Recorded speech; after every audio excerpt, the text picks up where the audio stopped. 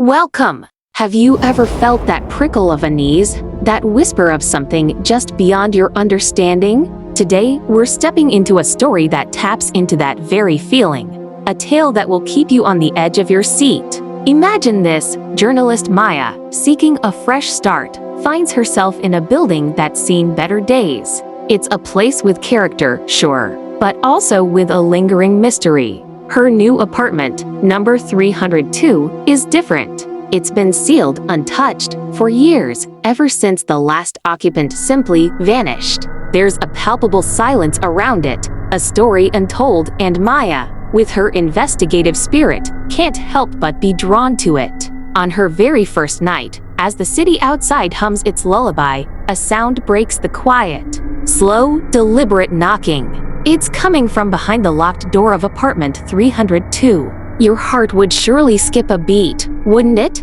But the strangeness doesn't end there. A phone rings, not in Maya's apartment, but seemingly from within the sealed room itself. A mysterious call, a voice from the void, adding another layer to the growing enigma. This isn't just about a locked door. It's about the stories that hide behind them, the secrets that refuse to stay buried. The presence of apartment 302 begins to weigh on Maya, a constant, unsettling reminder of the unknown. It's a haunting that seeps into her thoughts, a shadow that follows her through the dimly lit corridors. The building itself seems to hold its breath, anticipating what Maya might uncover. As the days turn into nights, the unease doesn't fade, it intensifies. The locked door becomes more than just a physical barrier. It's a symbol of a deeper horror waiting to be revealed. What happened to the previous tenant? And who or what is knocking from the other side? This story masterfully builds a sense of dread, not through jump scares, but through the slow, creeping realization that something is fundamentally wrong. It's the kind of suspense that makes you question every creak of your own home, every unexplained noise. The locked door of apartment 302 is a journey into the heart of a chilling mystery, a testament to how the past can refuse to be forgotten. It's a narrative that reminds us that sometimes the most terrifying stories are the ones that are just out of reach, waiting for someone brave enough to try and unlock them. Thank you for joining me on this exploration of suspense. If you enjoyed diving into this intriguing premise, please consider following for more captivating stories and discussion. Today, we're diving into a story that truly grips you. A tale where curiosity leads to a chilling encounter.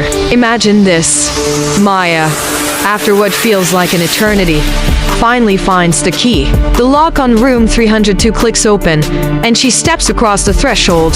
The air inside is thick with stillness, a silence that speaks of years gone by. Dust motes dance in the faint light, suggesting an apartment frozen in time. Yet, as her eyes adjust, she notices something utterly out of place: a table set with a fresh meal, as if someone had just stepped away. It's in that moment of bewildered observation that the true unease begins. Glancing at a nearby mirror, Maya sees not just her own reflection, but a figure standing directly behind her. A woman, and the smile on her face is not one of warmth, but a stark, unsettling rictus, her eyes like pools of impenetrable black. A shiver traces its way down Maya's spine, a primal instinct screaming danger. Then, as if a switch has been flipped, the room plunges into darkness. The silence is broken by a whisper, so close it feels like it's breathed directly into her ear, a chilling pronouncement that echoes the dread building within her. You shouldn't have opened it. This is the kind of narrative that makes you question every creak in your own home, every shadow that seems a little too deep. It taps into that universal fear of the unknown, the unsettling feeling that some doors are best left closed. The prompt masterfully builds suspense, starting with a tangible goal: unlocking room 302 and then unraveling into something far more sinister. The contrast between the untouched apartment and the fresh meal is a brilliant stroke, hinting at a presence that defies logic. What makes this so compelling is how it plays on our innate curiosity. We all have those those moments where we wonder what's behind a closed door, what secrets lie hidden. Maya's journey into room 302 is a physical manifestation of that desire to know. But the story quickly reminds us that some knowledge comes at a steep price.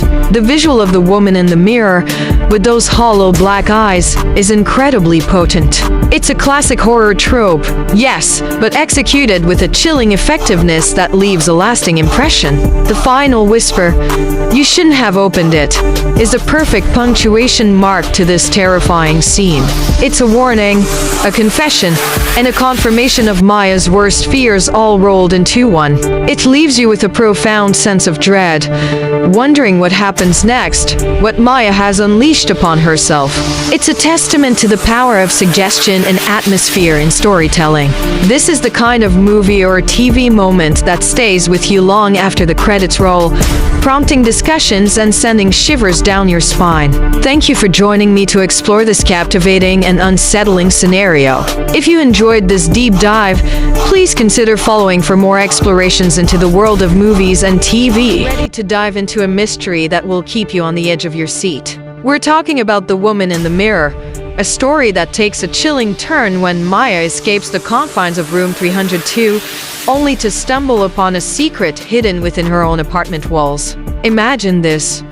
You've just survived something terrifying, and as you try to find your footing, you discover an old diary tucked away. This isn't just any diary.